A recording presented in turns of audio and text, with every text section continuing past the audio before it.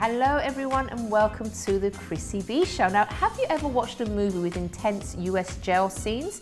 Well, today we'll be speaking to ex-convict and ex-drug dealer Shaun Attwood, who spent 26 months imprisoned in Maricopa County Jail, Phoenix, Arizona. That's one of the world's most dangerous jails, and he'll be sharing his story about the truth behind bars. But he'll also be talking to us about a campaign work that he's doing today in schools to prevent young people making the same mistakes that he did. So that's going to be really, really interesting.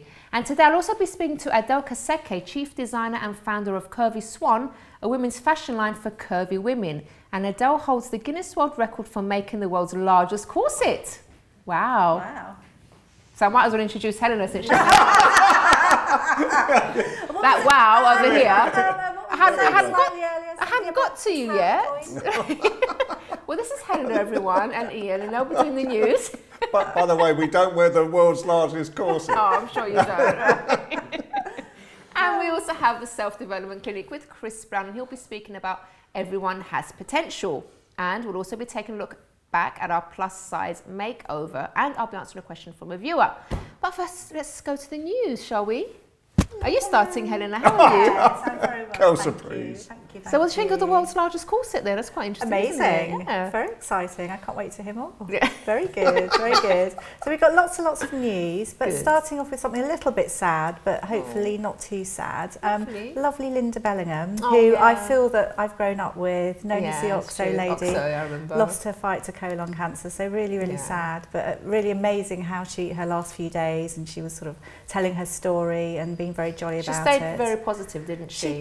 She did. And I don't blame her for stopping the treatment as well. It's an awful thing. She wanted to be seen in a positive light rather than seen as an old lady. But so that's really sad because she's had such a great job. I mean, you must have grown up with her on TV and everything. Just so great. I remember the adverts. But I thought it was such a kind way to die, if there is such a thing. You know, to sort of die in her husband's arms. It was just, it's just... that's a funny comment.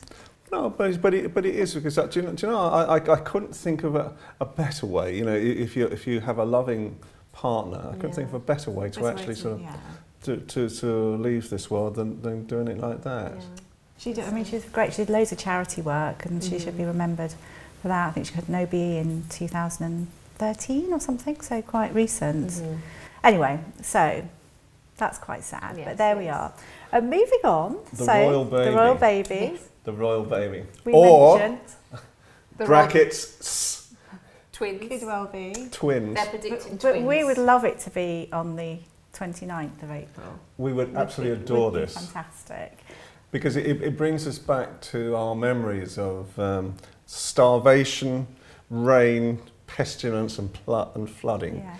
Which was all part of the royal wedding that we had to suffer for 3 days before the event. It was really good fun. It was a buzz. It's amazing how you can do that and endure it, but it was a buzz. It was really, really great. So April 29th, you see, and if that does happen, April 29th is when William and Kate got married.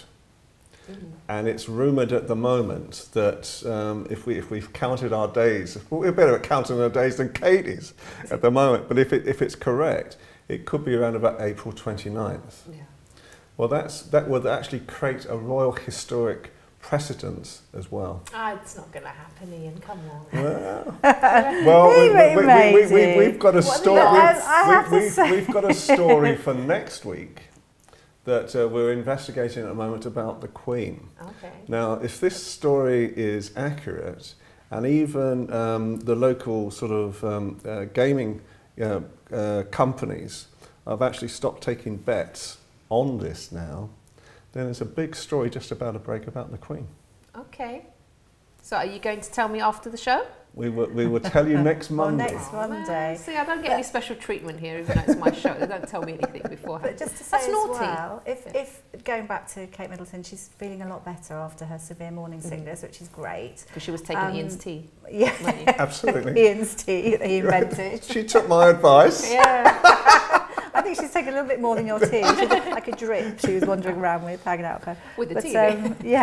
But Andrew Morton, who's Princess Diana's biographer, also said, but we think it could be maybe twins, but at least one of them, if a girl, will be called Diana, which would be lovely. Which would be really nice. Yeah. But moving on, which I thought was a nice, lovely story, only because I'm a fan. A lovely lady called Mawala Wamp Marawa You've been practicing this all day and you still can't get it. She's a 5-time world record holder in what do you think? This is something that Ian should take up very quickly. You see... Oh. Who can eat the biggest bar of chocolate? No, in hula hooping. If only this were true. So 5-time world holder in hula hooping. Oh, so she's a hula hooping champion. But she's going into schools and she's advocating. It's basically a bid to combat obesity. But she hula hoops with like 160 hula hoops. But I think it's amazing because boys and girls, it's not it's not just for girls, it's for both. And it does keep you really fit. It's really good fun. I used to do it when I was younger. It must have been a fad, I think, maybe. It keeps you wiggling, doesn't it? It keeps you wiggling. Yeah, I think it can keep everyone wiggling. I can see you wiggling again. I can see the two of you wiggling again. As I say, it may get stuck around me these days, but... Imagine it with it. They do have it would look like one of those African jewellery things, wouldn't it? We'll be able to sort of talk, just be able to sort of see my head. But moving swiftly on. Would you like to do the next one? Okay, which is what, David Beckham, isn't it? David Beckham and the Hennis team, he's been flying backwards and forwards from London to LA, hasn't he? Yeah, something I'll just say, because I've been working on a commercial for Henny's with David Beckham, which has been exciting. Oh, nice. And the double, etc. But the funny thing about it is he flew back from the commercial with Chris Martin, and because obviously it's quite a distance and it's quite a rigorous thing because it's working like 3 intense long days, and he flew back and went straight to his Soul Cycle class, so no break or anything. So it just shows the keeping fit. But then I thought, well, maybe you get rid of jet lag by exercising as well. I think it helps. But it's a strange thing, isn't it, this Soul Cycle? Have you seen it? No, it's the latest fad in America now, where it's for 45 minutes of driven cycling. But it's actually, well, obviously they're not cycling, they're cycling on a static sort of thing. And there's about 30 of them on the road, and it's all the major Hollywood stars have got into this now. Yeah. And it's like an aerobic, but it's much faster than an aerobic as well. But what's the difference between that and the normal cycling? It's done under a lot more pressure. So they are really, virtually from the word go. They are soul music. I went to a class once. What's the one that they just do the cycling, the static cycling? What's it called? It's gone out of my head. Fast cycling. I know what you mean. You know what I mean? The classes. I nearly passed out after 2 minutes. I got really dizzy because I wasn't used to it. Because I thought I was quite fit. You get really but I think I was just sort of starting back into fitness again, and just everything went black, and I couldn't take it, and it was like, I got better after that. Excellent. I'm not in that though. I didn't go back to that class. and something far more closer to me now. It's Simon Cowell, my favourite person. Really? No. He said that so hard. I actually believed you. But he is saying now that that he's much more popular than the Great British Bake Off. Mary Berry. No. Mary Berry. And there's a competition this week to find out who is going to be the best presenter, out of the two. Really? Whether it's going to be Mary Berry, quite contrary, or Paul Hollywood, is it? And Simon Cowell. So Simon Cowell, I think is going to win this one. I predict Simon Cowell. Oh my gosh. And something else. I don't know how long we've got, but just a funny little story. An American tourist who recently come over here from America, well, obviously, in fact, he was touring, and he'd literally been in the country for about 40 minutes or something, and nipped to Waterstones in Trafalgar Square, didn't realise, ran upstairs, was there for about 10 minutes, got locked in. Oh no. He got locked in, but he was there till well after midnight, I think, 1 in the morning or something. He sent tweets, and everyone found out, and obviously were retweeting, so it just sort of went round the world, millions of tweets, and then he was unlocked. Oh, bless. But in a way, I suppose it's a bit scary, but quite nice in a sense, because he got out. I would have just sat and read. Absolutely. He enjoyed it. Absolutely. See, but there's no food, Helena. There's no food in that. If I was locked up in a restaurant, that's different. And slightly frightening when you're a tourist and you don't really know. Yeah, it's true. But you could have had a wonderful night with books, couldn't you? Yeah. And Michael McIntyre, comedian, and all-round angry person. Entertainer. Yeah, because the reality was the other night he was on stage, and in the front row was a lady who was using a mobile phone, He did have a go. And she just kept on incessantly talking. In the end, he had the security, walked off stage and got the securities to actually ban her and walk her out of the theatre. So well, don't hit her or something. It's a bit. If you're That's rude though. If you're doing front row, yeah, it's true. You need to do it at the back. Good for him. On that note, we have to leave it. Thank you so much. Thank you. It's been great talking to you again. On the next show. Absolutely. Great to see you guys too. Thank you. We'll do stay tuned because after the break, we'll be speaking to Adel Kaseke, who is the head creative designer and dressmaker for her company CurvySwan. She creates beautiful clothes for curvy ladies. And we'll also be taking a look at our plus size makeover with Slink magazine at Mitch Clothing with tips on do's and don'ts with styles for larger sizes.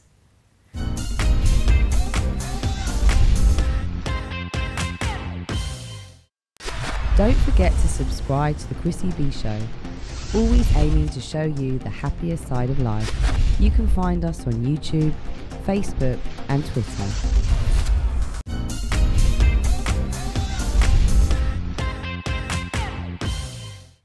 Welcome back to the show. Now, before we meet our first guest, let's take a look at this video showing how curvy girls can enhance their beauty.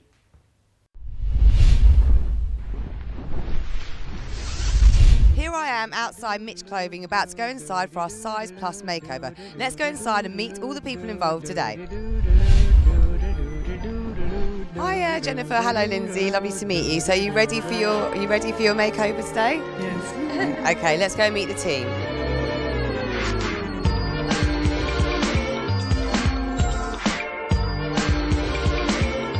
What they're wearing now, would you say that this is not doing them any justice? Would you say it's not very flattering? What would you say?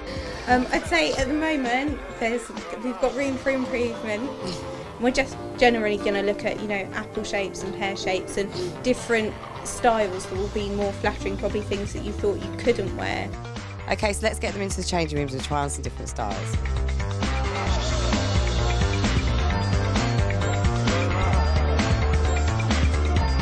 What do you think is the most common fashion error that people wear in the larger size?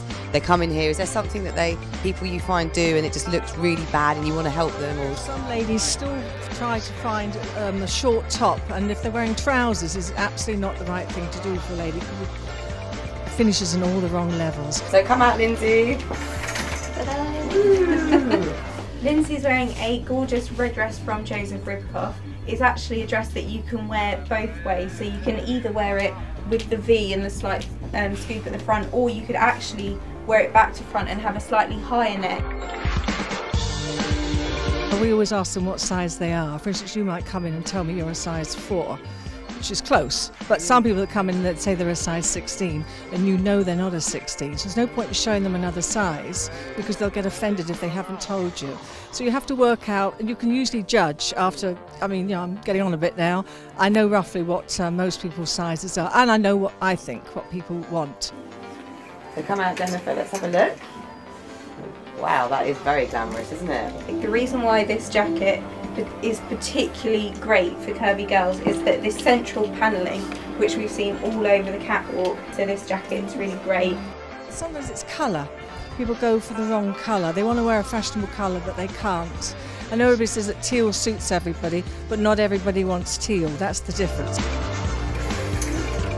think the common misconception here that we're trying to dispel is that most women can wear stripes. It's about the proportion of the stripe and where it falls.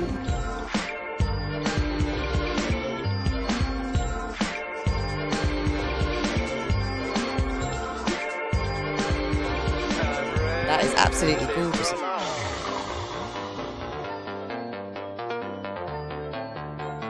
So this is your favourite outfit, and it does look really, I think it's my favourite on you as well. What is it about it that you like? I like the long line. I like that it's quite comfortable as well. I think I would never wear a round neck normally, and that's something that I feel freed up to pursue that. This is your favourite outfit, jacket. It looks fabulous on you.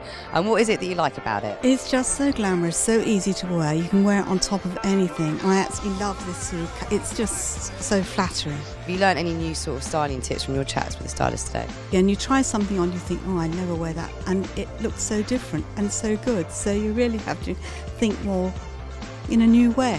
What do you think, what stood out the most of these looks and why you chose them? Well, with Lindsay especially, I mean, she's supposed to be sort of like a shy, retiring little person, but once she's got all the makeup on and in the right clothes, I think she looked fabulous. And of course, Jennifer looks fabulous in that as well, very glamorous. It's all about, you know, being adventurous and trying the things that you might not normally try.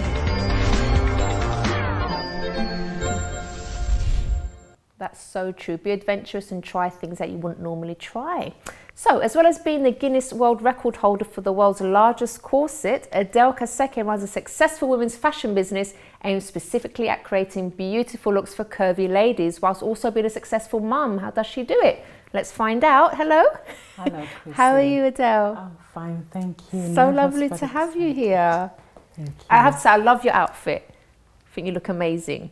But we're going to talk about that in just a second. So tell us where it all began, because you're originally from Zimbabwe, aren't you? Yes. Okay, when did you come to the UK? I came to the UK in 2001, December time actually, so Christmas time 2001. And did you always know you wanted to start your own business, or was it something that came later for you? I actually grew up seeing it in the family because mum was a dressmaker and she held a full-time job as a teacher, then had mistress later. So from a tender age, I would watch her make clothes, and I started making them after school as well to sell. Oh, you started helping? Yes. Oh, that's lovely. So you always had that sort of interest and passion for clothing. Okay. And then when did you actually start your business? CurvySwan was actually founded in 2011, where it's actually a registered trademark brand that's patented with the UK Patents Office. So that's when it was actually established, but then full-on business, like full-time, like beginning of this year, like full-on, yes. And what's actually different about your business? Well, I cater for women on the curvier side, hence the name CurvySwan. So I actually like to dress women on the curvy side. We've got a tagline that says CurvySwan, where every woman is beautiful, loved and classy. So we embrace a woman as she is with her curves, and basically there used to be no clothes, according to me, out there that it's true, though. Actually so true.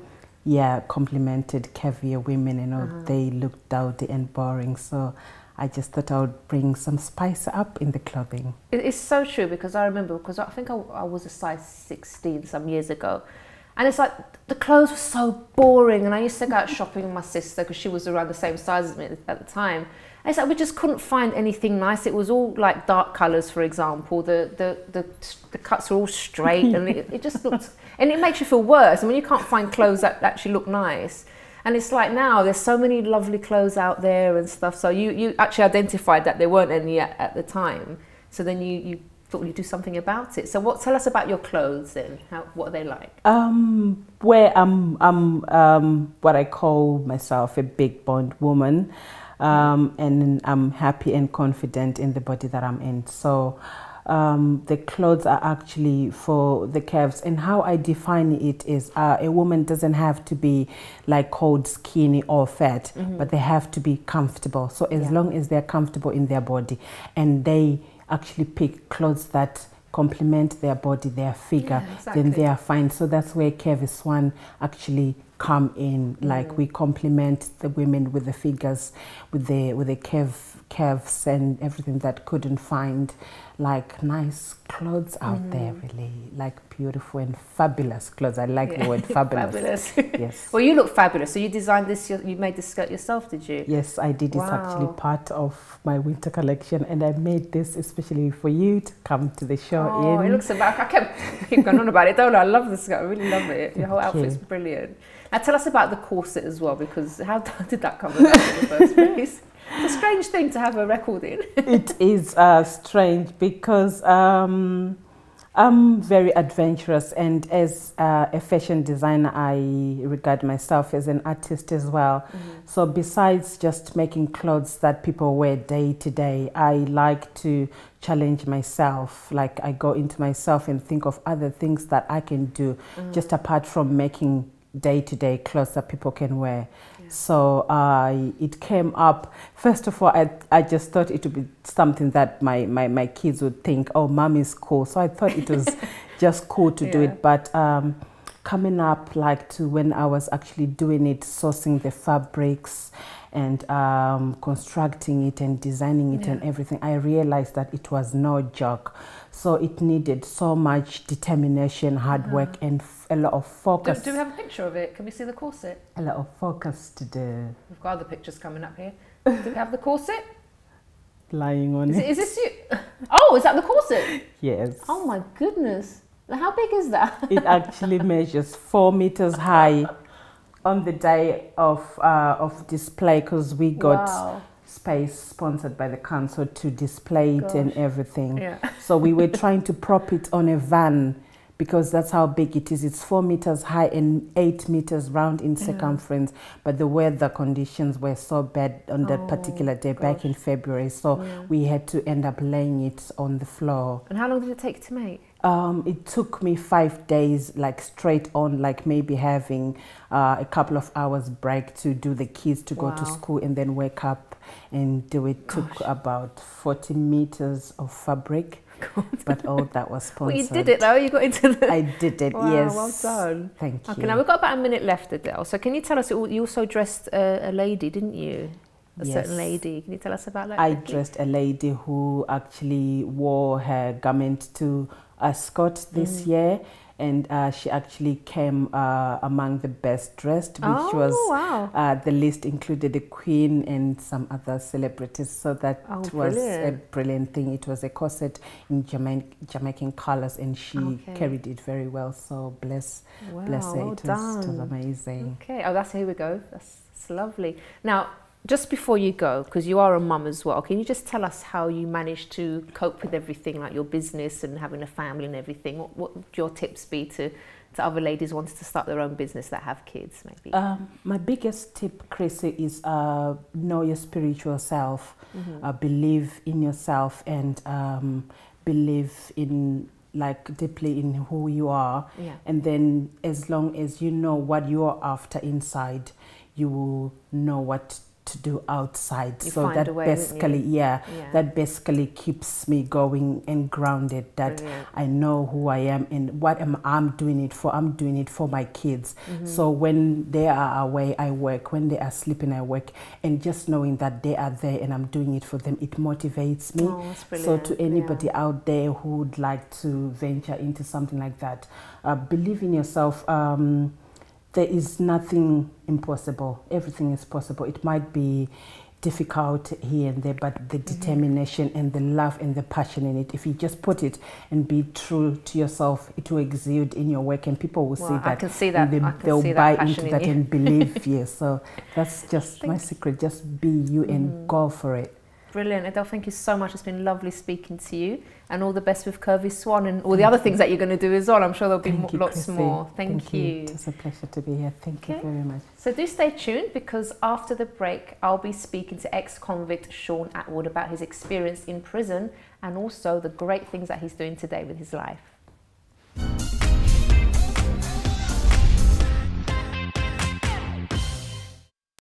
Don't forget to subscribe to the Chrissy B Show, always aiming to show you the happier side of life. You can find us on YouTube, Facebook and Twitter.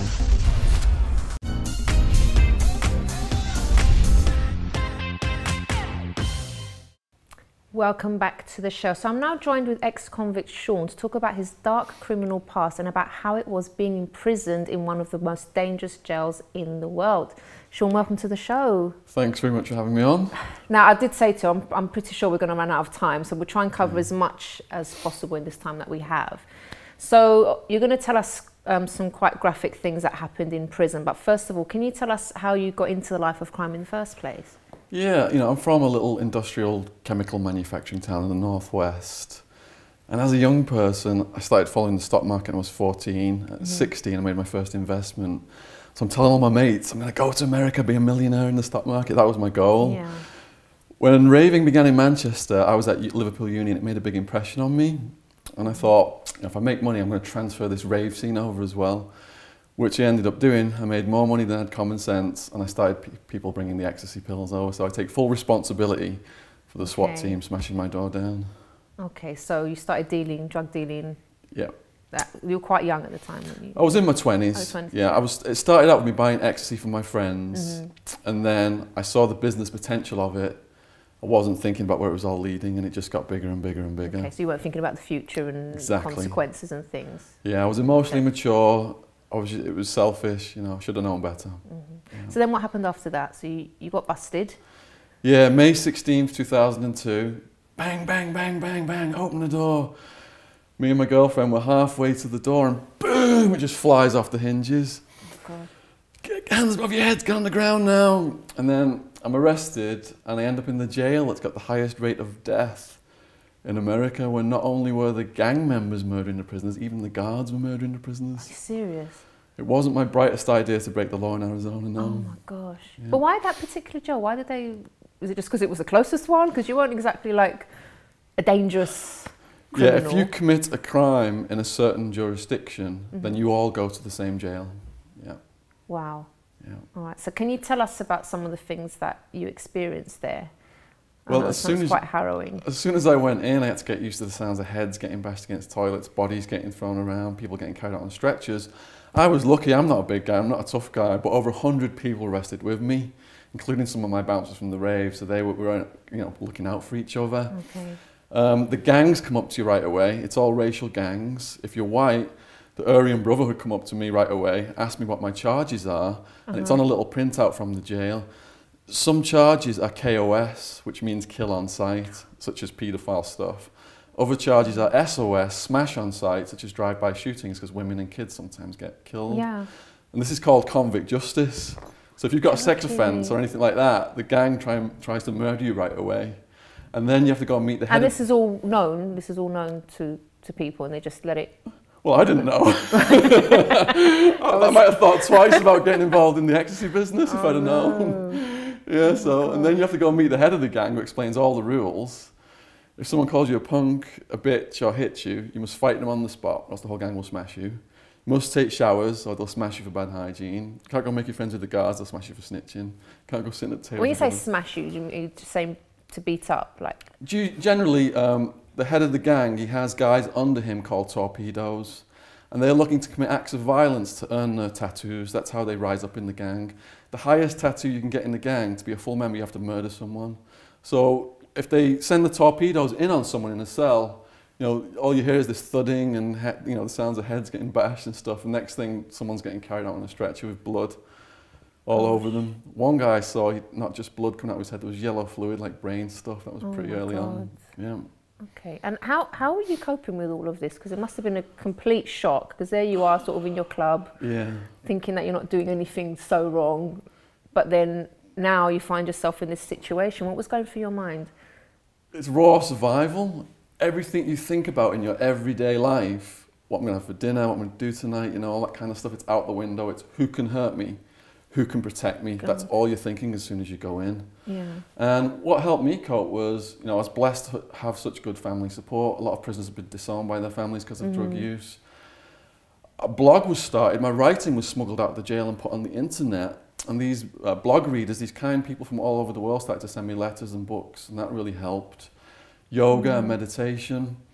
And you know, I really tried to understand myself and my past behaviour, because drugs had put a cloud in my head that had scrambled my decision-making processes. I was doing club drugs for 10 years and I didn't know that cloud was there. Yeah. As soon as it lifted, the first thing I thought was, you know, my God, you know, how on earth are you still alive? Why did you go from being a normal model student, you know, from a loving family, to putting yourself in all these extremely dangerous situations? And you were dealing with the mafia as well, weren't you? Yeah, my competitor in the ecstasy market was Sammy the Bull Gravano. He was the underboss of the Gambino crime family, the head Italian New York Italian mafia family, and he'd murdered 24 people. And his son later told me in prison he'd been dispatched as the head of an armed crew to kidnap me one night and take me out to the desert. And the only reason they'd missed us is because my best mate, Wildman, he'd got in a scuffle and we'd had to leave that club in a hurry. Does this sound like you feel like you're watching a film here? It really does. It's like, oh my God, Shaun. So I was putting myself in all these extremely dangerous situations because the drugs was telling me it was cool, it was a buzz, you're the man. and all this stuff, when in actuality, you know, I'm lucky to be alive. And that's why now I go into schools and to hope young people won't make my mistakes. Okay, so how long did you spend in that prison? It was 26? I was sentenced to 9.5 years. I served just under 6. The first 26 months was on remand, and that was in the jail that's got the highest rate of death out of all of them. Oh gosh. Yeah. So how did you feel getting out eventually? Getting out? Just like being able to walk down a high street and go into a store and buy a banana was the height of ecstasy for me. Just to, you know, be able to have choices over things again, to be able to sleep as long as I wanted and not be woken up, you know, at 6 in the morning, guards shining torches in your faces and stuff like that. Yeah. Did you ever get beaten up in there? Yeah, I got attacked. I was lucky, I never got any bones broken or teeth knocked out. I got moved to medium security about 2.5 years in. My first cellmate there, he was a serial home invader, torturer. He's breaking into houses, and his preferred method of torture is to take a hammer to people's kneecaps. And his welcoming statement to me was, I've got a padlock in a sock, I can smash your brains in while you sleep, I can kill you whenever I want. Really nice guy. God. Yeah, so he got his mate. Just saying that we're talking about everything. So like, he's got a massive smile on his face, which is a good sign that, you know, you have moved on. Obviously, it was a horrific thing to go through. I appreciate life now after going I can see that. You're just glowing. Thank you. I do a lot of yoga as well. All right, so tell us about this work that you're doing with kids now. Okay, I go into schools and I don't preach at the young people, I just tell them my story and I grip them with the jail conditions, scare the living daylights out of some of them. But that makes them then receptive to my overall message, and at the end of it I come in with all of the consequences of the drugs and crime that I faced and general consequences.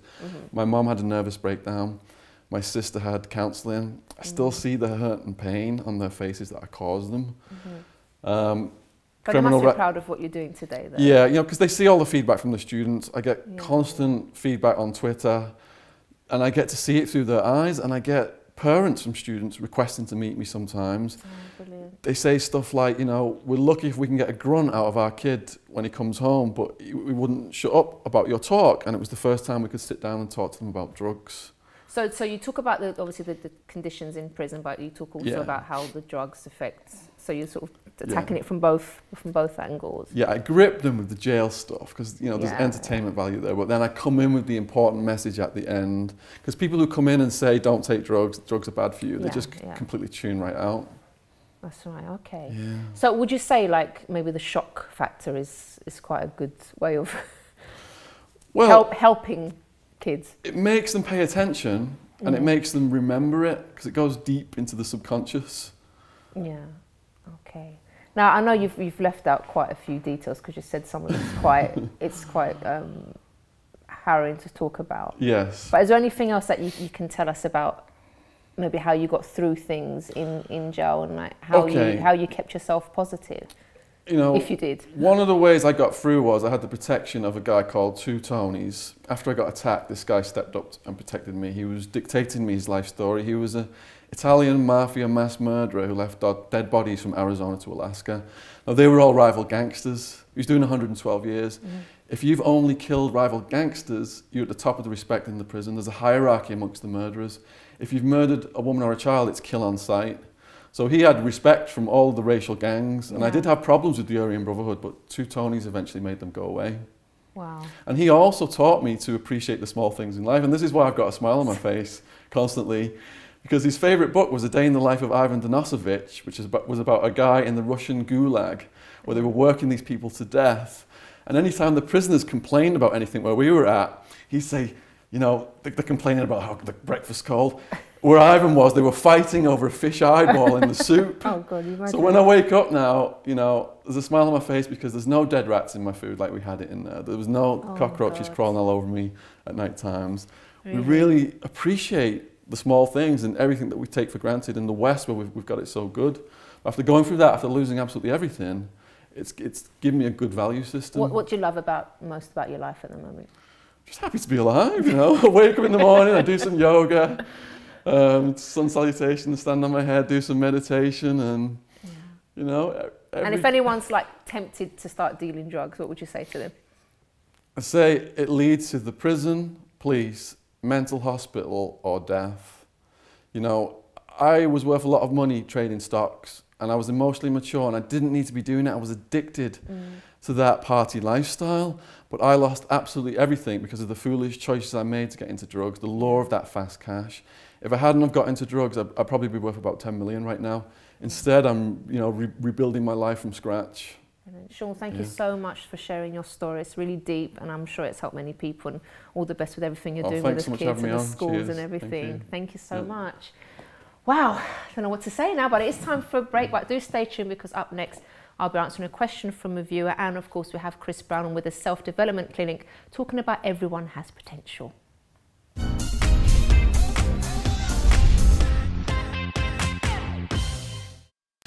Don't forget to subscribe to the Chrissy B Show, always aiming to show you the happier side of life. You can find us on YouTube, Facebook and Twitter.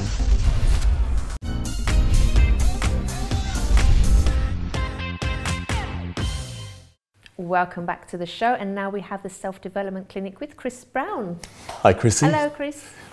How are we doing? I'm very well, how are you? I'm feeling really good today, really good today. I found it really interesting. I came in and listened to both your guests, and I thought, wow, quite inspiring. Very inspiring on both sides, both of them. I love my guests. Yeah. But shall we answer this question from a viewer first of all? This one is, don't have a name on this one, but let me read it out anyway. Okay. So she says, hi Chrissy, I recently left my partner after 8 years because he was very abusive towards me and an alcoholic. I have met someone new, but I'm scared to give my all just in case the same happens again. Plus, friends have told me that my ex-partner is finding it very hard seeing that I have moved on. We have a 7-year-old daughter, and I don't want to upset him in any way. And I don't want any trouble when he comes to pick her up. I'm very happy now and don't want anything to go wrong. What would you do, Chrissy? Now, it's really good, I think, to be cautious after a bad experience. But I would say, first of all, make sure you know this new partner very, very well. So you say you only recently split up from your ex. So find out about this new person, ask around about him, make sure that, he doesn't have the same traits as your previous partner, because you don't also want to get into another abusive relationship, because then you're just probably going to end up giving up on love altogether. So don't rush, take your time to get to know him, I would say, first of all. I know you're happy and everything's going well, but even if you ask family and friends about him, just to see what other people have to say, and watch out for any signs. Now, if you've done all that already, and you don't see, those same characteristics, you genuinely know that he's a nice guy, then don't expect things to go wrong, because sometimes when we expect things to go wrong, we start behaving in different ways and, causing problems. And it can go wrong just because of the way, maybe because of your expectations. So I would say, your previous partner took up so much of your energy already. So don't allow him to take away your joy with this new partner as well. As I said, you've done your checks. It sounds like the FBI detective work. You've done your checks. He's a good guy. So be happy with your life, and don't worry about what your ex-partner thinks anymore. Just move on now. It's time for you to be happy, I would say. Anything you'd like to add, Chris? Well, this time around, I'll actually say that really, is she completely over her ex? To be even thinking about it and considering it all the time, you've got to think about where are you at this time, at this present moment.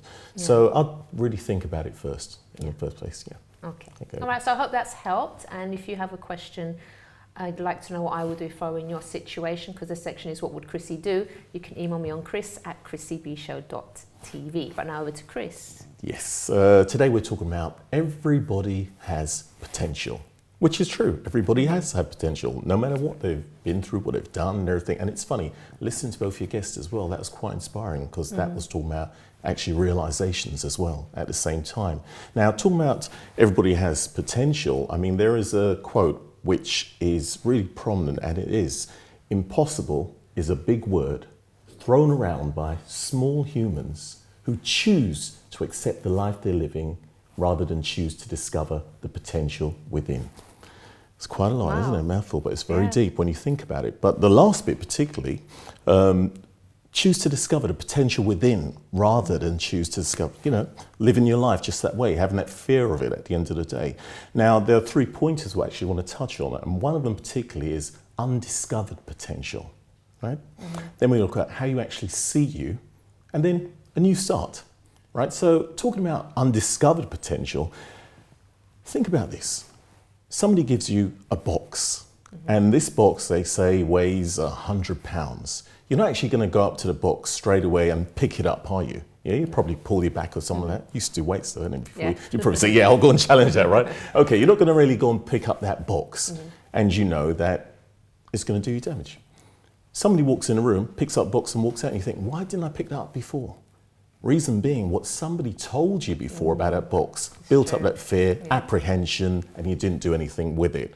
It's exactly the same with that undiscovered potential within you, because sometimes we've been told you can't do this, or you're not cut out for this, or you're not good enough for this, and all these other areas, and you kind of build up this sort of image of yourself where thinking, well, I can't do that, and I can't do this, and you don't really actually reach that potential inside of yourself. You know, you build up these barriers. So it becomes undiscovered potential, right? Now, in saying that, going back to the next one is how you actually see yourself. And when you look at how you see yourself, that is an imprint, similar thing. It's very similar because we've got here, we look at past failures. We reflect on what we can't do. We start thinking when somebody says, why didn't you have a go at this? No, maybe not, that sort of area. So it's how we actually view ourselves as well. We actually build these limits up in our head and say, well, look, I'm not good at this, right? You probably are very good at it. You probably hadn't had the right people telling you the right thing along the way, encouraging you from a young child and saying, well, you can do this, or make your mistakes and find out how you actually get on with it. There's the fear as well of trying something and not being good at it. Yes. Actually finding out that you're not so great. So a lot of people do live in fear, don't they? We do live in fear of trying things out, just as you said, the fear of that. But really, at the end of the day, is that fear reality, or is it a thought in the mind? Yeah. And we get these thoughts imprinted on us all the way. It's a blueprint of our life, the way we've treated from young. Right? So what we really need is a complete new start. We need to actually reevaluate, look at all these areas and think, well, what is my potential? What can I do? It's funny talking about that. Before I get to that, I remember that I was thinking about, well, there's a lot of crazy things that people have done to find out their potential. I mean, you just go through the funny era of Guinness Book of Records, and you see somebody who's discovered. I remember this guy who's discovered that he can stick metal spoons on him. And I was thinking, well, when did he sit around and realise you've got to stick? Was he a kid with his brother or sister, and he threw a spoon and thought, oh, it stuck, and that's it. I just don't understand that, but it's great because what these people have done is they've actually realised they can do something more and different to somebody else, and they've used it and exploited it and did everything they can with it. So think about it, let's bring it back to yourself as well. Start something new. I always go back to the whole exercise thing, but even a similar thing, 3 times a week, walking, all right? So there's a subject that you found very hard that you couldn't do before. Revisit it, try it now. You're in a different place, different mindset, everything like that. Then you've got the areas where you've got to think about how you actually respond to people as well. You know, because sometimes we look at somebody else who can do something, you think, well, I can't do that, they can do that at the end of the day. No, you probably can. So you've got to start anew. Start working out what you want to do. What is your potential? What was your innate, as a child, thing that you were good at, which I always mention because it's very important when you go back to that area. Right? So I was good at climbing trees. You was good at climbing trees? Yeah, I don't know how to use that today. Sorry, it was just when you said that, that image just came to my mind. Right, yeah. But you knew if you was going to make something with that, hey, Chrissy Lumberjack, huh? Climb trees, right? But the funny thing about it, you saying that as well, it's like flashing back where you've got to think, well, what was I really good at that time, you know, and what stopped at the same time, you know, what stopped along the way? Sometimes it's the teaching as well. So we've got to realise everybody has the potential, one way or another. You just got to actually find it and start using it. And I think people sometimes allow themselves to be intimidated by the success of others, where you know you get one person that will look at someone successful and say, "Oh my God, I can never be like that. Look at them; they're so lucky. I can never be like them." And you get another person looking at the same individual and saying, "Well, if they can do it, so can I. I've got something." But okay, you might not be as good at that particular thing as that person, but you have something inside you as well that you could be just as good in maybe something completely different. Because everyone does it. It's so true. Everyone does have potential. It's just that little belief that you need to have in yourself. And that encouragement as well. And then just start doing something. Sometimes, like I said on the show before, you don't know what you're actually good at until you start doing a few different things. And sometimes you develop like these really nice hobbies just by trying something new. You think, oh, I'm quite good at that. I really enjoy that, and then you get into it. Exactly. And I wonder, if she's saying this now, how many people after we finish here would actually go away and start working on that? You know, there's a thing that stops all the time that says procrastination is the mother of perfection. We always got to wait till the time's right, when I can do this, when I can do that. Let's just do it. The time is now. Get the camera on me. The time is now. Go for it. That's it. Because we believe in you, don't we, Chris? Oh, of course we do. All right. Great feedback. All right. Thank you so much, Chris. And Pleasure, we'll see you again next time for the Self-Development Clinic. Yep. Okie dokie. So we have reached the end of the show. It's been a great one, as usual. And if you want more information about the guests that we had on the show today, you can visit the website, chrissybshow.tv. And of course, you can email me if you have any questions, or if you have your own success story that you'd like to share, you can email me on chris@chrissybshow.tv. And just to leave you with one final thing, never put your life on hold and happiness on hold because you're afraid of what other people will think, because you deserve to be happy.